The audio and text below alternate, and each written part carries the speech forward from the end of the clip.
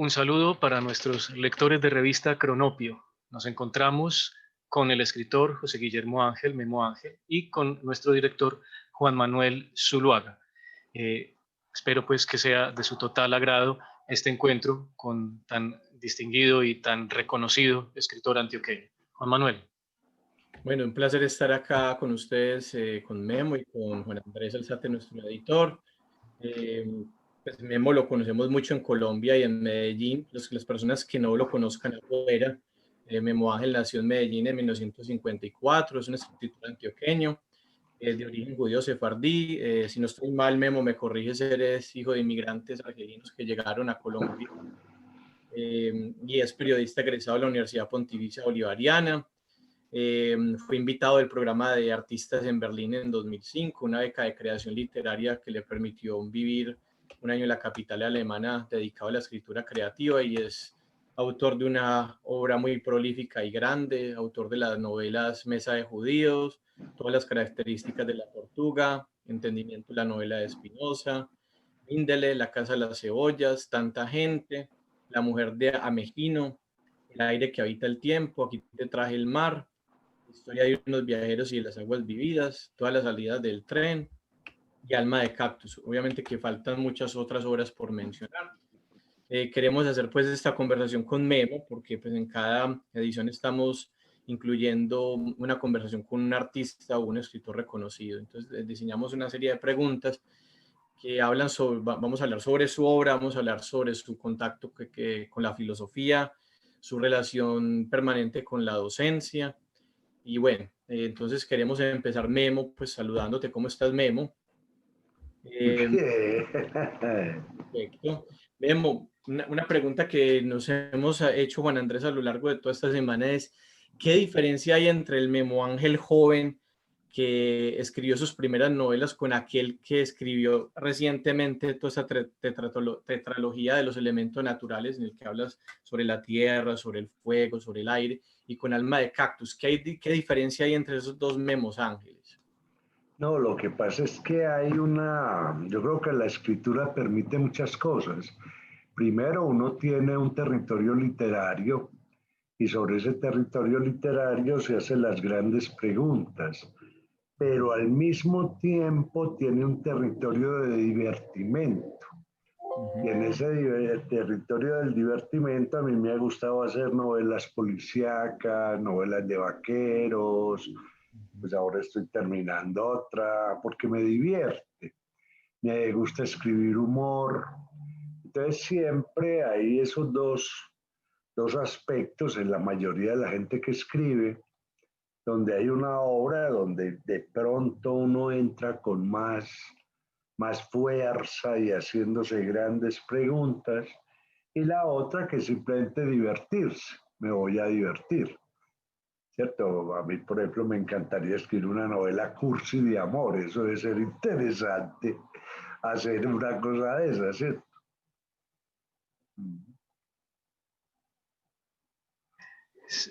Sí, espérate, Juan Manuel, que tiene cerrado el micrófono, Juan Manuel. Listo, ahora sí. Sí. Juan. Sí, Memo, y es que ciertamente, bueno, la escritura, el mismo Borges decía pues que tenía que ser una actividad placentera, que uno no debería, que un maestro no debería obligar a sus estudiantes a leer, sino que debería ser algo que se hace por gusto.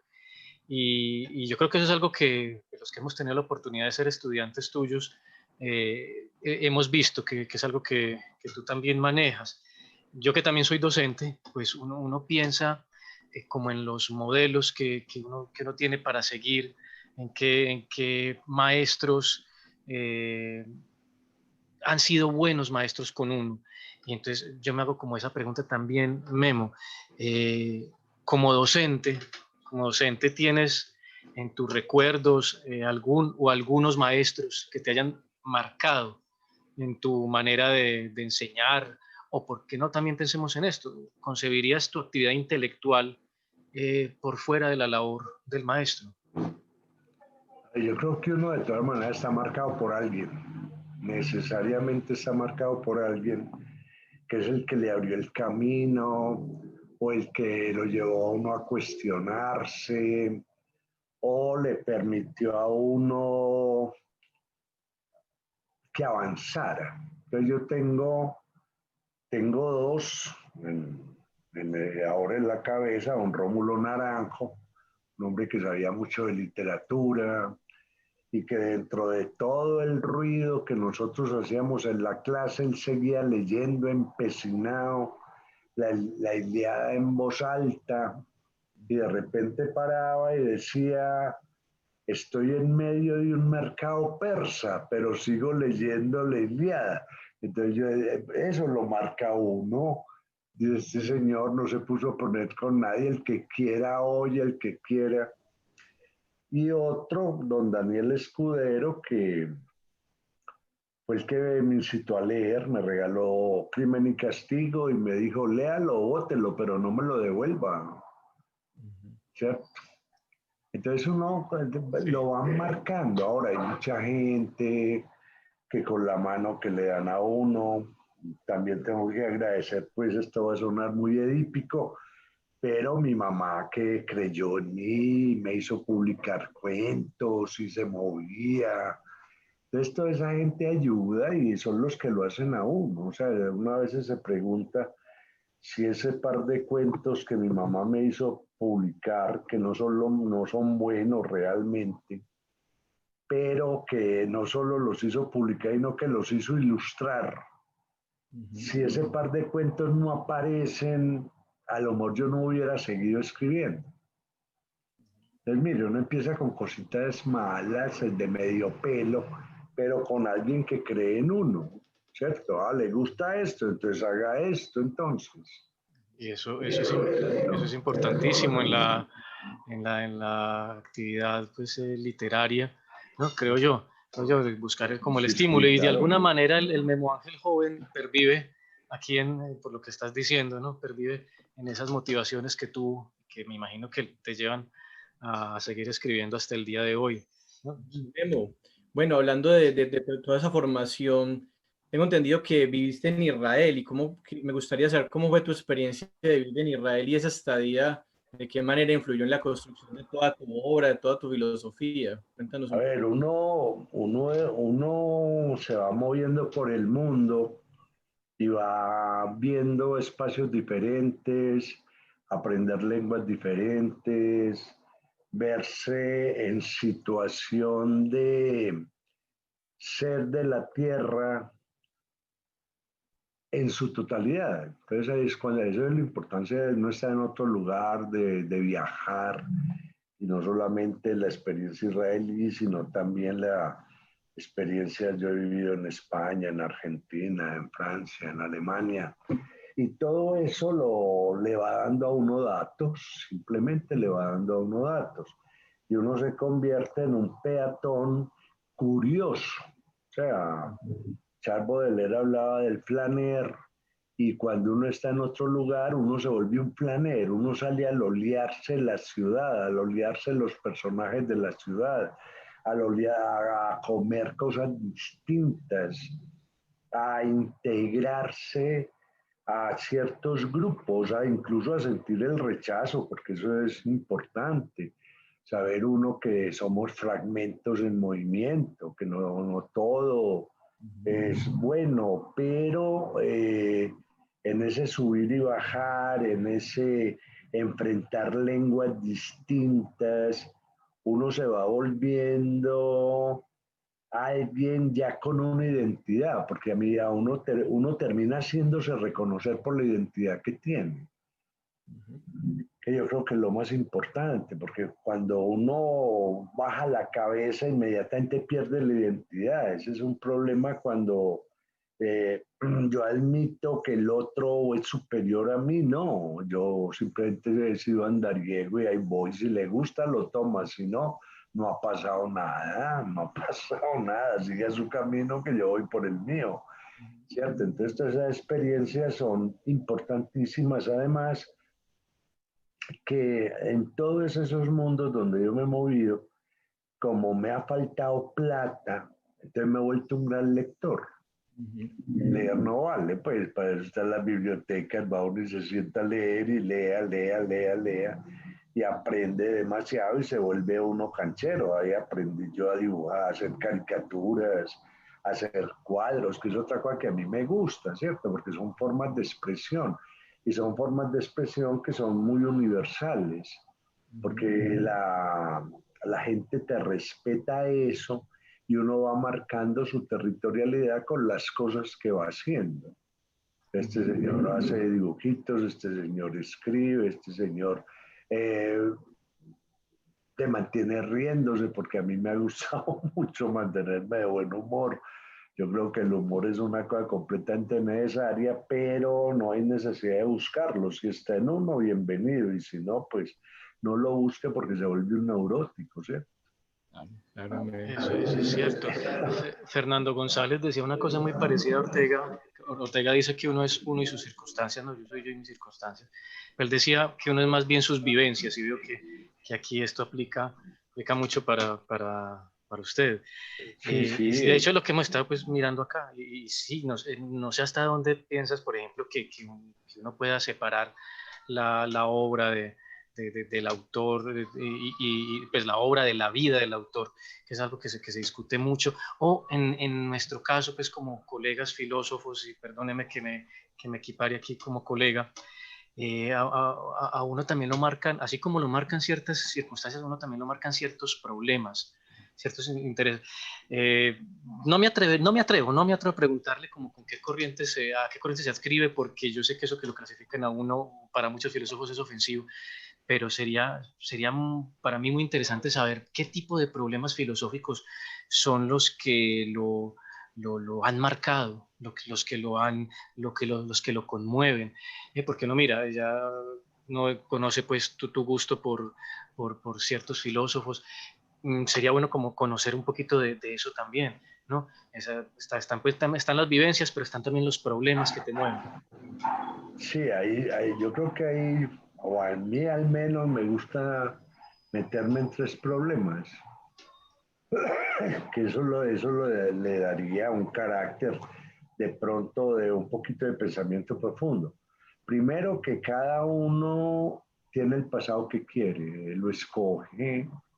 A mí eso me ha llamado mucho la atención, porque pareciera que el pasado de nosotros no es general, sino particular, y en esas particularizaciones lo destruimos o lo mejoramos. Entonces, a mí me gusta sacar del pasado lo mejor. Yo he sido pues un niñito burgués desde chiquito, un pequeño burgués, pero me gusta que pensar en cosas que qué rico que ya las viví, qué rico que no me hacen falta, qué rico que... Entonces no me conmueve pues que estuve solo alguna vez o que me aporrié, no. Simplemente saco de ese pasado lo mejor. Eso de pronto también se lo aprendí a mi mamá, porque mi mamá era una mujer que salía con unas ideas muy particulares. Cuando mi papá se murió, al tiempo llegó una visita, y al ver a mi mamá con los hijos, le dieron, Marta, ustedes que tuvieron tanta plata, eh, no, ¿cómo te sentís? Y me dijo, no, yo simplemente me siento viviendo, ¿cierto? Yo no me preocupo de tuyo, no, ya eso está vivido, ahora me preocupo por seguir viviendo. Entonces yo creo que ese es un problema, algo que es bonito, ¿cierto? Como uno le va dando cierta validez a la vida. Ahora, hay otra cosa que siempre me pregunto, y es qué hago yo como parte de la naturaleza, ¿cierto? Yo hago parte, por eso me gusta tanto Spinoza, No sé, ¿cierto?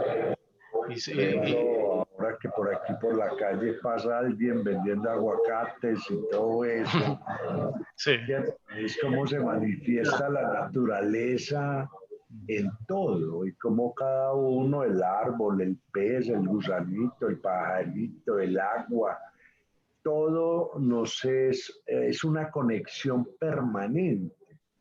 Y a mí eso me gusta, porque así como nace la planta, también estoy yo por ahí. Así como el pajarito vuela, también voy yo haciendo un recorrido. Entonces es algo importante. Ahora, ya en términos de pregunta filosófica, yo creo que es algo que le sirve a uno mucho como escritor, es el asunto de la realidad. Eso pues no se ha podido establecer bien qué es, pero a mí me gusta una definición. La realidad es la real idea de las cosas aquí y ahora. O sea, lo que está pasando aquí y ahora. O sea, puede que en el mundo estén pasando muchas cosas, pero yo lo único que reconozco, en lo que me reconozco bien, es en esta realidad que tengo aquí en este momento. Bueno, en eso, Estoy. bueno, en eso pues también veo que tienes como cierto gusto por Séneca, ¿no? Porque veo que también mencionas pues esa valoración de la vida y del tiempo, ¿no? Entonces, Sí, eh, aunque yo tomé más lo tomo más de de Martin Spinoza. Buber Mm, y de Buber. Spinoza. Es que Spinoza es la lucecita. Hay un poema bellísimo de Borges, yo soy un gran amante de Borges, dedicado precisamente a Spinoza, y que para mí es como una de las mejores síntesis de la filosofía de Spinoza. Eh, y bueno, es que ciertamente uno en tus clases te escucha hablando mucho de él y en tus programas, hablando mucho de Spinoza, ¿no? Tu tesis doctoral fue sobre él, ¿no? Sobre él. Sí. Y entonces, ese interés en Spinoza, ¿por qué? Hombre, es una cosa que siempre me ha dado la atención. Primero, me imagino yo que porque haya sido un judío sefardita, ¿cierto? Ya hace como parte del mismo grupo en el que uno está metido. Pero lo que más me llama la atención es la libertad en Spinoza, la libertad por encima de todo. Esto lleva a que uno se admire de un filósofo que vivió lo que predicó. O sea, el hecho de no recibir un puesto en la universidad, no, porque me comprometen, ya tengo que pensar como la universidad, esto, porque me comprometen. Entonces, esa lucha por la libertad permanentemente y el filósofo que piensa, pero al mismo tiempo tiene que trabajar. Y eso me llamó también mucho la atención a Spinoza, porque parecía un talmudista. Los rabinos talmúdicos eran todos orfebres, eran todos artesanos, o sea, eran zapateros, tejedores, fundidores. Spinoza Y fabricaba lentes, ¿no? sí, claro, y a través del oficio veían el mundo. Y Spinoza pulía lentes para telescopios y microscopios, porque todo ese el avance estaba en Holanda. Entonces es muy bonito uno ver a alguien que sigue siendo útil, pero del oficio para poder integrarse a los demás, pero completamente libre en lo que piensa. Cada uno lo que lo hace libre es tener un oficio que yo pueda compartir con los demás, pero no dependo de nada más. Entonces sí, claro, Spinoza me ha marcado y me sigue y en muchos apuntes que tengo sigo esculcando a Spinoza. Sin lugar a dudas, pues un pensador muy singular, muy poco trabajado en estas tierras, además, muy poco trabajado. Pues, Sí, sí. no deja de ser un trabajo pues valiosísimo y nos sobra invitar a los lectores a conocerlo, ¿no? Claro.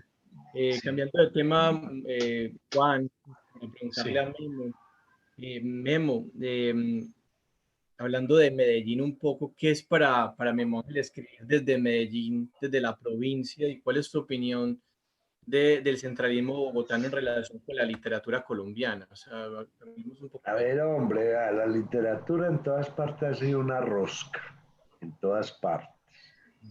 Uno escribe porque quiere solucionar un problema. Si hay reconocimiento, bien. Si no, pues no pasa nada. No pasa nada. Yo creo que en este sentido, Nosotros nos tenemos que quitar el fantasma de Bogotá. O sea, el que es bueno sobresale necesariamente. El que no, pues se quedó donde debería estar, ¿cierto? Ahora, lo que hay en la mayoría de los grupos literarios es un juego de marketing. Si usted tiene un buen agente de marketing y tiene alguien que sepa vender papel, le da nombre. Ahora, el hecho es que con el tiempo usted sobreviva, porque mucha gente pues ha sido famosa en su momento, pero luego nadie sabe quiénes son y nunca se ajustaron a la fuerza de otros escritores. Entonces yo creo que nosotros desde Medellín o desde Ruanda o desde cualquier pueblo perdido en Polonia, uno hace su literatura, porque la literatura es una forma de sentir la vida, es una forma de vivir más, es una forma de atrapar vida permanentemente y tenerla ya como una especie de memoria. Obviamente toda la memoria es literaria, pues eso lo decía Nu Hanson, todos los recuerdos se vuelven literatura, porque uno de los recuerdos toma lo que más le gusta o lo que quiere transformar o lo que quiere cambiar, pero realmente yo creo que la tarea del escritor ha sido siempre atrapar vida, tener vida, vivir. O sea, es un proyecto más, es un proyecto más de vida, así como a alguien le gusta coleccionar cosas o a alguien aprende historia. En la literatura tiene uno esa libertad de crear unos mundos especiales que para uno son buenos. Entonces uno cuando escribe hay que aplicar la norma que dice Augusto Roa Bastos en el inicio de un libro que se llama Vigilia del Almirante, libro sobre Colón. Él dice ahí, uno escribe el libro que quisiera estar leyendo. Ya, Eso eso es, no es suficiente, pues. Me quiero leer un buen libro o un libro de vaqueros y empiezo a escribirlo. Ahí es donde uno también se vuelve muy crítico, ¿no? Yo no quisiera estar leyendo esto no va para ningún lado, ¿cierto? sí, es que, bueno, como bien mencionas, pues para fortuna del género humano, el talento literario no depende de los centros de poder ni de las relaciones de mercado. Sí, Pues sí. eso va como en que cada cual sea capaz de explorar su capacidad para exponer sus ideas de una manera bella, de una manera consistente. Y bueno, mira pues a propósito como de esta diferencia entre la provincia y la metrópoli, si se quiere, la capital. Eh, algo que también nota uno mucho es que tú eres muy leído en la Unión Europea, eres más estudiado allá, y a veces me lo has compartido, pero ¿por qué pasa eso? ¿Por qué pasa que un autor como Memo Ángel es más conocido en la Unión Europea o en Alemania que a veces que acá mismo en Colombia?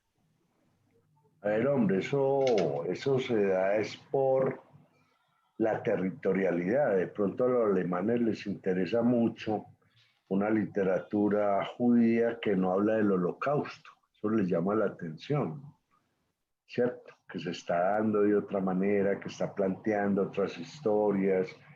Eso también me lo decía a mí la traductora italiana. Me decía, es que son novelas de familia. Y se cumplía lo que me dice el editor en Zurich, mándeme algo que yo no sepa. Ellos parten de dos bases. Primero, si usted va a escribir, mande a la editorial algo que el editor no tenga idea qué es eso. Eso ya es un punto a favor. Y el segundo, una frase y eso también permitió que trabajaran conmigo muy fácil en Europa, y es mándeme el carbón para que saquemos el diamante. Porque me decían, es que trabajar con latinoamericanos a veces es muy complicado porque no permiten nada, o todo o nada. Entre nosotros nada, entonces Entonces ahí hay un trabajo normal, ellos son editores,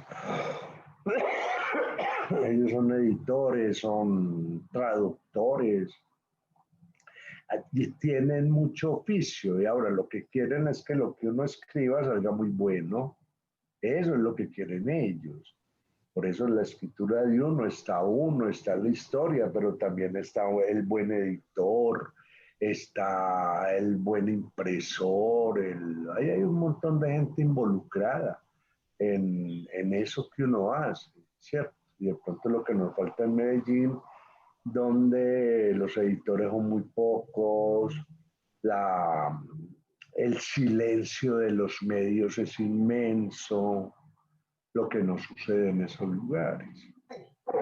Entonces también es como un vacío en la industria editorial acá, ¿no? Porque Sí, por lo que claro. dices, pues allá hay como que mucha más, no solo más demanda por comprar libros, sino que hay un interés en producirlos como con más calidad. No sé si es que Sí, es claro. lo que parece. Y Los bueno, uno, editor, sí, un no, no, editor allá trabaja con un criterio muy poderoso. Ellos no publican lo que la gente quiere leer. Ellos publican lo que el editor quiere que la gente lea. eso es un cambio de perspectiva Sí, sí, tremendo. es otra Es un cambio. percepción. Claro, claro. O sea Esto es que lo que yo quiero que ustedes lean, ¿sí? sí, sí, eso. Y bueno, no, y eso también a la hora de escribir también es como un criterio. Yo, aunque eso es algo pues muy personal, pero por ejemplo yo soy uno que yo no me atrevería a escribir porque pues, soy consciente de que yo no tengo la habilidad para narrar como un buen escritor, pero también pienso que cuando escribo yo escribo es para el que me pueda entender, no para el que me quiera leer, que es muy distinto y es una manera Sí, que es algo que no claro. todo el mundo comparte. Y de pronto esa también es la perspectiva por lo que me estás diciendo de estos editores, ¿no? Entonces es lo que ellos hallan suficientemente profundo o bueno, con independencia de que sean las directrices de la moda o del mercado, Sí, ¿no? claro, Y claro. bueno, y es que escribir pues para la moda, usted mismo lo dice, esa fama es efímera, esa fama es Sí, efímera. claro, y además es una venta de papel. Ellos no. Además vale la pena notar que a ellos les gusta ganar plata. Entonces tratan de sacar obras que sean muy novedosas y buenas. Ellos Y, tampoco son bobos, pues. y eso, claro, claro, pero estamos allá estaríamos en un contexto en el que la calidad vende por encima del espectáculo, ¿no? Digámoslo Sí, así. claro. Y por Digámoslo encima así. de la fecha, o sea, ellos quieren vender todo el rato, 20 años, 40 años, 50 Mm. años. Bueno, ¿y qué habría que hacer aquí en Colombia para lograr eso? ¿Qué Creo habría que que es hacer una aquí? educación, no es simplemente una educación, y hay que salir de la mentalidad de que somos impresores. O sea, y de que publicar un libro es hacer un favor. Por eso hay tanto libro también malo en el medio, ¿cierto? Porque son favores que se están pagando.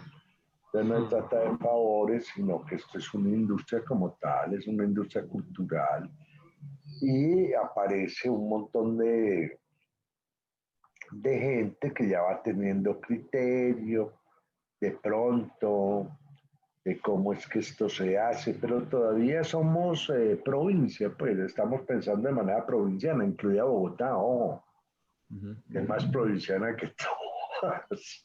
Claro, que ¿Cierto? mira para su ombligo, ¿no? Es una cosa ahí, tiene que haber, y eso es ir, mirar, ver los textos que esta gente saca, porque los sacan, estudiarlo. Es que aprenderle a otros no es malo.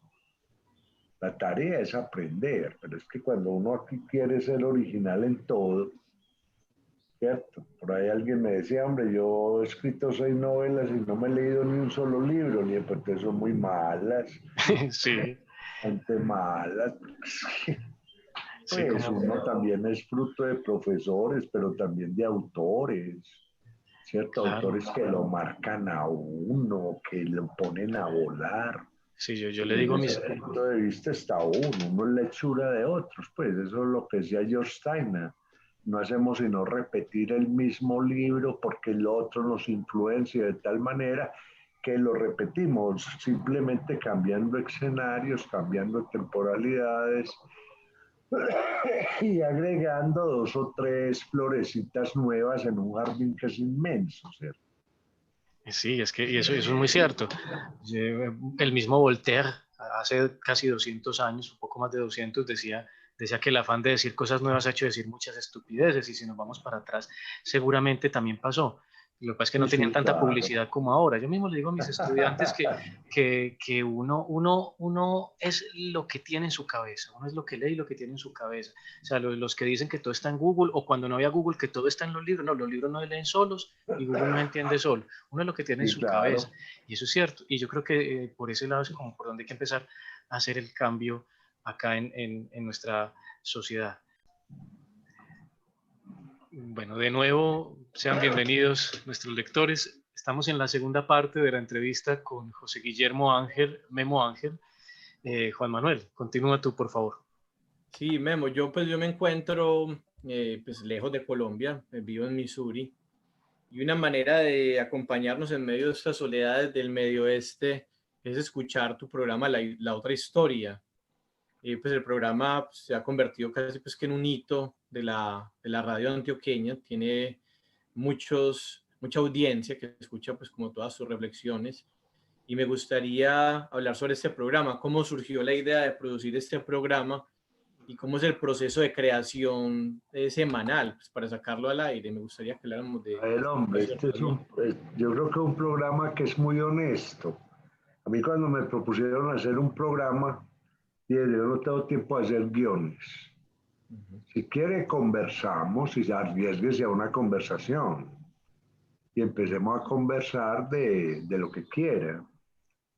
Y así empezó hablando de lo que quiera. Muchas veces el programa se me ocurría en el ascensor, llegando, el otro me decía, ¿de qué vas a hablar? De esto, y le hágale, o te propongo esto, me decía el otro, hablemos, listo. Por eso es un programa que es una conversación realmente, es algo que a veces tiene errores, precisamente porque es una conversación, es gente hablando. Yo no estamos posando de eruditos, de nada por el estilo. Y se trata de ser lo más posible. Ahora, de ser lo más honesto posible. Ahora, es un programa donde yo he descubierto algo. Una buena conversación es lo que lo pone a uno a pensar. Entonces, frente a algo, esto debe ser así, yo creo que debe ser así. Al menos esa es la propuesta que yo hago. Entonces, es un programa de un señor que conversa y da ideas. Por ahí hay gente que le dice a uno, mire, se equivocó en tal cosa, y le dice muchas gracias, me quitó el problema de encima, pues ya sé que estaba cometiendo un error y no pasa nada, pero es el típico programa que se podría hacer en cualquier café. ¿De qué vamos a hablar ahora? De esto. ¿Cuándo empezó el programa, Memo? ¿El programa cuándo empezó? ¿Qué año empezó? No tengo idea. Es que no. Es que yo tengo frente a lo que escribo y lo que grabo, tengo una política. Ni me leo ni me oigo. Ok. O sea, es como le digo, es una conversación de café. Ya habló uno con tal y se despidió. Y ya el resto, pues no me preocupo. ¿Cierto? Yo creo, eso parece muy anarquista, pero parece que funciona, ¿cierto? El programa pasado por etapas. Primero empezaste hablando con él, no recuerdo la persona con la que interactúas al principio, y ahora estás desde hace algunos años con Ana Sí, Cristina. yo primero empecé con Humberto Mesa, Ujú. que era el director de la emisora, un hombre muy buen conversador. Ya luego él se jubila, entra Ana Cristina Aristizábal, que es muy buena periodista, muy Profesora mía buena también. escritora además. Y también por exceso de trabajo se tiene que retirar y ahora ando con Alejandra Lopera, es una muchacha muy investigadora, me encanta. Esa sí me dice, me la pone de esta manera, de que vamos a hablar la próxima semana, porque me toca ir a investigar. Yo sé que usted no investiga, pero bueno, entonces hablemos de tal cosa, pues. Entonces son como tres estilos, tres formas me ha parecido que con el último no me molesta. Una persona que investiga, empieza con algo que ella misma se encuentra y eso que ella dice me sirve, me da pie a mí para empezar bueno, empecemos a hablar. Empecemos a hablar, pero vuelvo y repito, es el asunto de la palabra. Nosotros escribiendo, dibujando, hablando, eh, estamos exponiendo a las palabras a funcionar. Eso es lo que hacemos. Y una palabra nos lleva a otra, un concepto nos lleva a otro, uno mismo. ¿Cómo deciden los temas, Memo? ¿Cómo, o sea, cada semana ustedes hacen como un consejo de editorial y dicen, bueno, esta semana, la próxima semana vamos a hacer este tema? ¿O cómo deciden todos esos temas que tratan? Últimamente es cada semana vamos a hablar de tal cosa. Entonces ya, por ejemplo, para esta semana, a usted se le mide un programa de pandemia y el principito de Exciperil, y pues hágale. Ya veré qué se me ocurre el martes que esté grabando, ¿cierto? De momento yo ando por ahí tranquilo. Eso es tremendo, ¿no? Porque entonces, vea, por lo que veo, no solamente eres muy familiar en tus novelas, sino que eres muy familiar en todo lo demás. Manejas con mucha familiaridad. Y a propósito de eso, hace un momento decías que tus novelas precisamente tienen ese cariz de hogar o de familiaridad y que por eso muestran el judaísmo desde una perspectiva distinta a la del Holocausto. Entonces uno se pregunta, a propósito pues de tu novela Mesa de Judíos, este ha tenido muchas reediciones y se lee mucho. ¿Qué tiene de especial esta novela respecto a las otras novelas tuyas que ha tenido como esa acogida, siendo pues A que ver, también es una novela familiar, ¿no? sí, además es la primera novela que yo escribo. Uno por lo común en la primera novela plantea los territorios de los que ya no sé si se va a salir, ¿cierto? O sea, ese es como el sumum de la producción que continúa, pero tiene algo que de pronto eso gusta, y es que el que cuenta es un muchachito, o sea, no se cuida de decir lo que tiene que decir. O sea, es un niñito que va a cumplir 13 años y que habla de la historia de la familia y que está atento. Además narra una época muy linda que pues, de alguna forma me tocó vivirla con los personajes que había aquí en Medellín. Eh, y es ver un judaísmo a través de la experiencia vivida. O sea, ahí no hubo que investigar nada. Esto era así, así se movía esto es tal cosa. Todos en las familias tenemos unos personajes muy particulares, unos tíos de los que nadie quería hablar, pero que cuando uno los conoce son maravillosos y de cierto, o sea, entonces todo eso fue crear un mundo muy humano que después ha tenido extensiones muy grandes, eso se ha ido extendiendo de una manera tremenda, porque la novela familiar tiene algo interesante. Primero, se cumple aquello de que uno escribe sobre lo que ya conoce, lo que sabe que es. Segundo, tiene un asunto con el escritor y es que uno quiere todos los personajes, sean buenos o malos, porque son de su propia familia. Y tercero, es una búsqueda en uno mismo. Si yo soy el producto de esto, entonces yo quién soy, ¿cierto? Yo quién soy. Y viene como la pregunta bonita. Si esto me identifica, si esto me da un lugar en el mundo, si esto me proporciona palabras, yo en esencia, ¿qué soy? Pero es que viene como la gran búsqueda, porque cuando uno escribe una anécdota o algo que no ha vivido, puede llegar a cosas muy interesantes, pero nunca responden quién es uno. En tanto que a través de la novela familiar eso es indiscutible, ahí se descubre quién es uno y van apareciendo más personajes, más y una gente completamente maravillosa a la que uno le va mezclando también lo que uno va viviendo en la actualidad. O sea que en ese caso diríamos que la obra sí está unida a la vida del autor, en ese Sí, caso. sí, yo sí creo. Es que ha habido como un temor a decir quién es uno, ¿cierto? Cuando uno lee Dostoyevsky, Dostoyevsky es Dostoyevsky. Y cuando lee a Thomas Mann, es Thomas Mann. Y cuando se lee a Bachevi Singer, es Bachevi Singer. Y cuando uno lee a Manuel Mejía Vallejo, es Manuel Mejía Vallejo. O sea no hay que estar inventando cosas que no soy, porque ahí me equivoco, pues que ahí empieza la equivocación, empieza empiezan a darse unos fenómenos muy particulares. A mí una vez una abogada me mostraba un cuento que había escrito sobre unos niñitos en el Alto de Minas, todos mocosos, tristes, y me dijo, mira, para que llores lo que alcancé a escribir.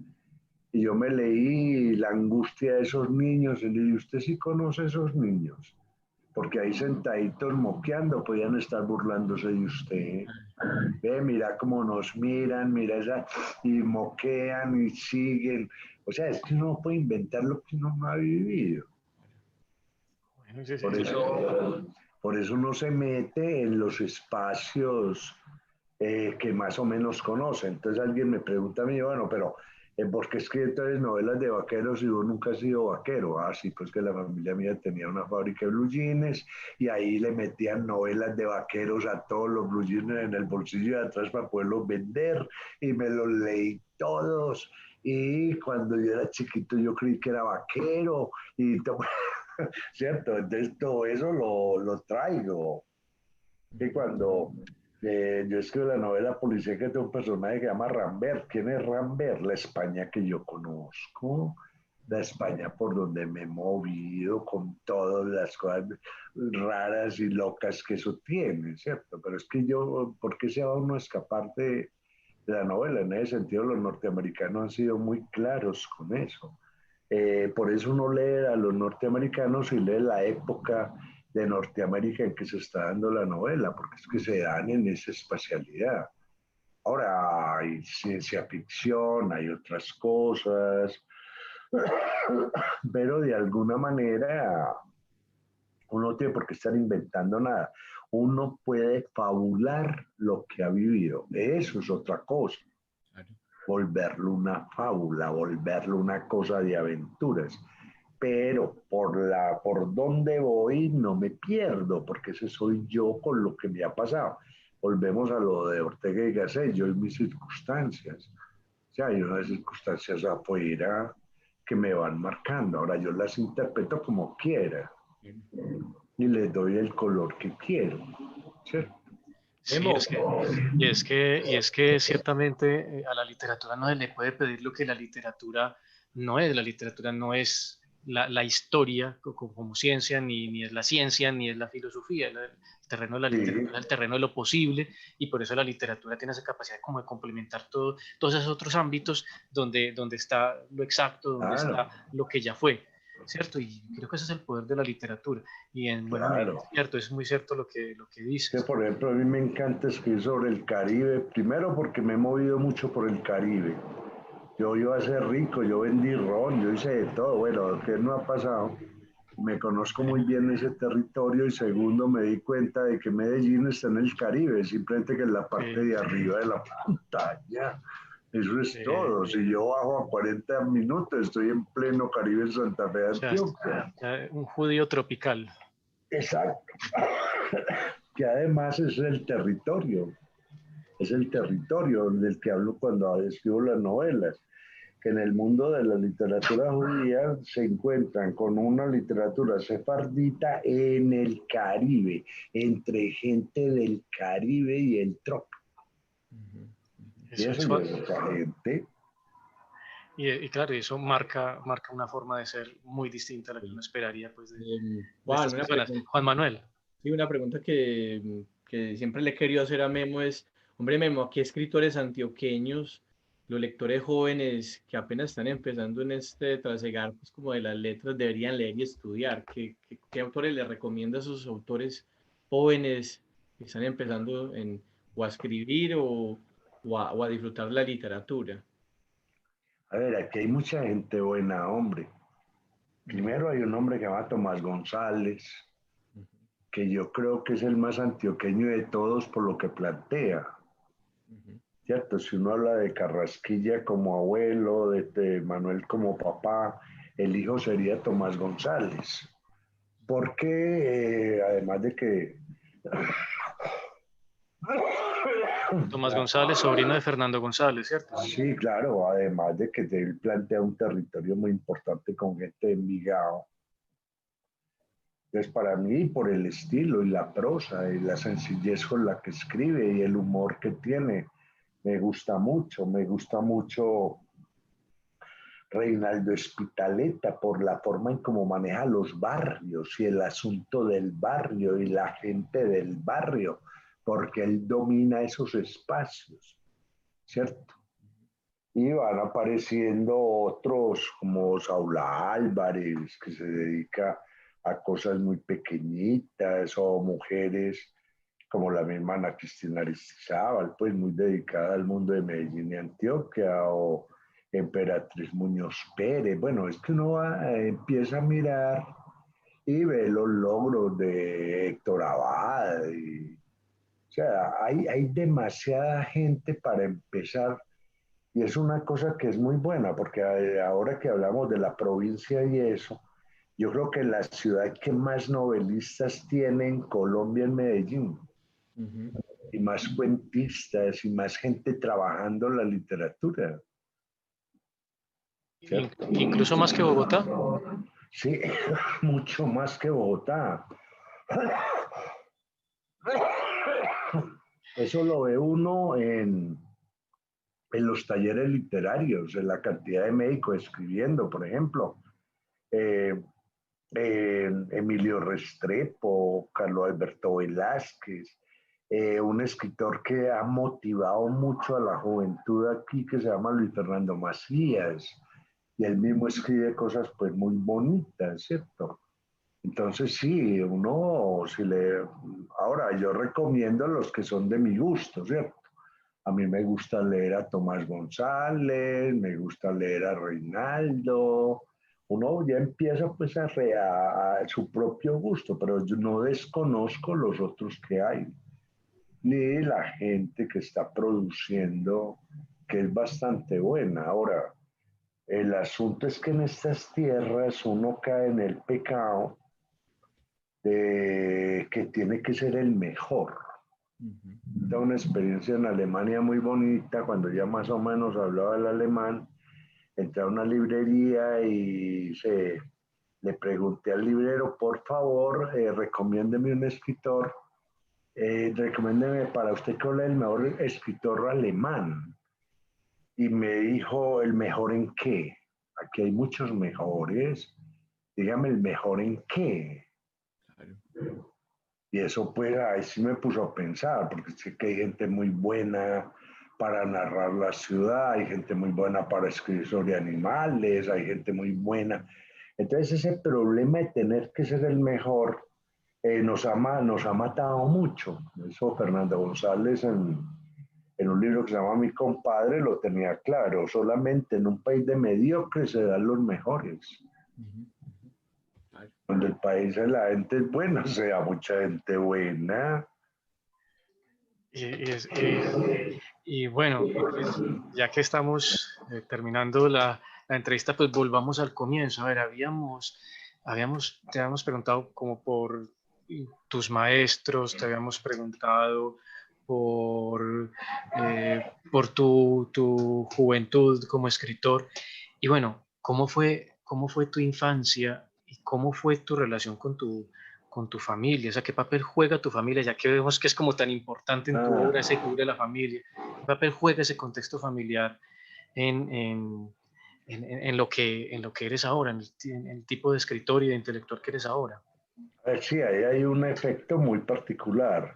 A pesar de que yo no soy el nieto mayor por la parte de mi papá, a pesar de que no soy el nieto mayor, fui el mimado de mi abuela paterna.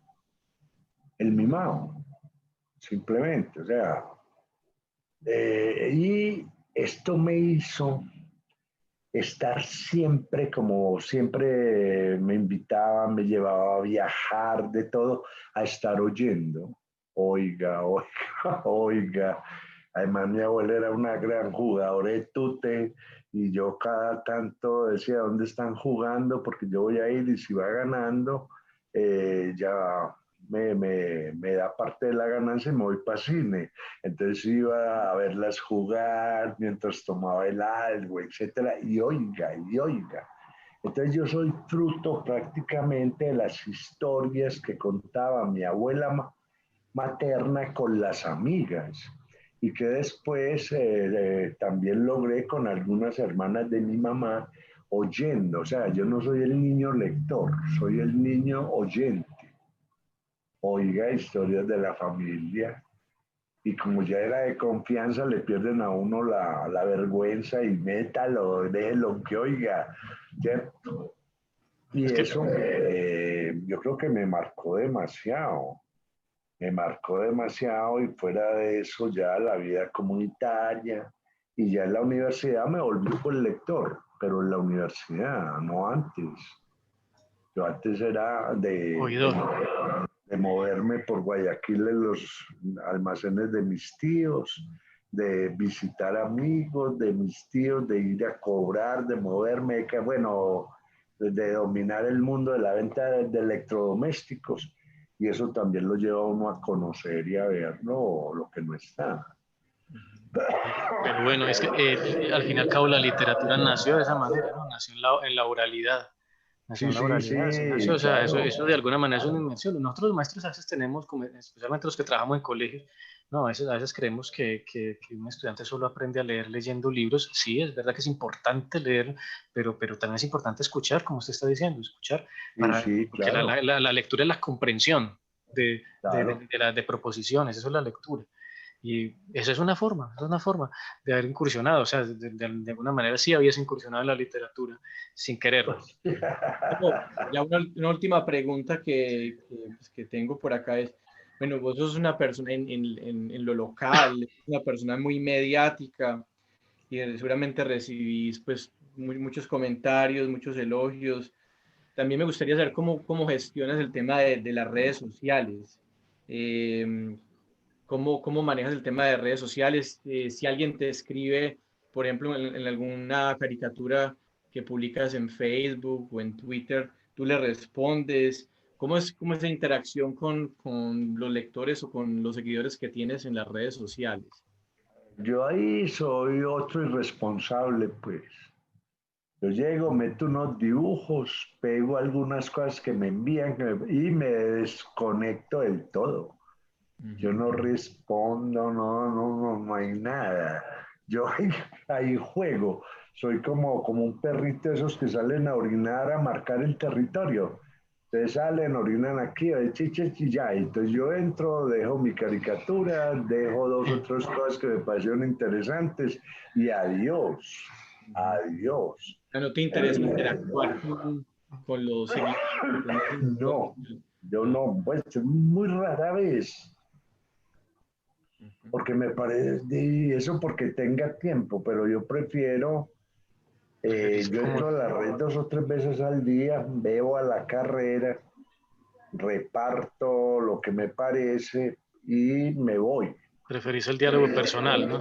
Sí, y la escritura, porque es que ahí es donde está la escritura, ¿cierto?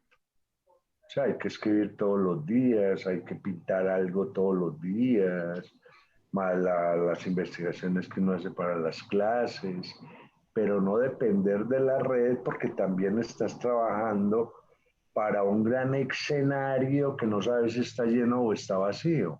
Ujú, Pues en ese sentido se parece mucho, ¿no?, a lo que decía Macedonio Fernández, que lo bueno de hablar por radio era que uno no sabía si le estaba hablando a alguien o no, o qué. ujú. Claro. Entonces a mí todos esos medios me parecen maravillosos, pero como digo, marco territorio y me voy. Pues no depender de eso porque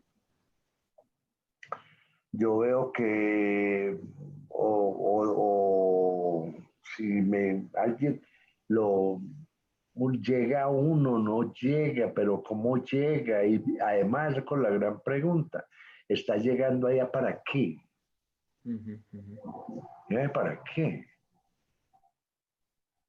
O sea, eso es puro tiempo perdido, porque lo que uno escribe ahí está, lo que uno dibuja, ahí está. Pero las redes, ahí sí, háblele al viento.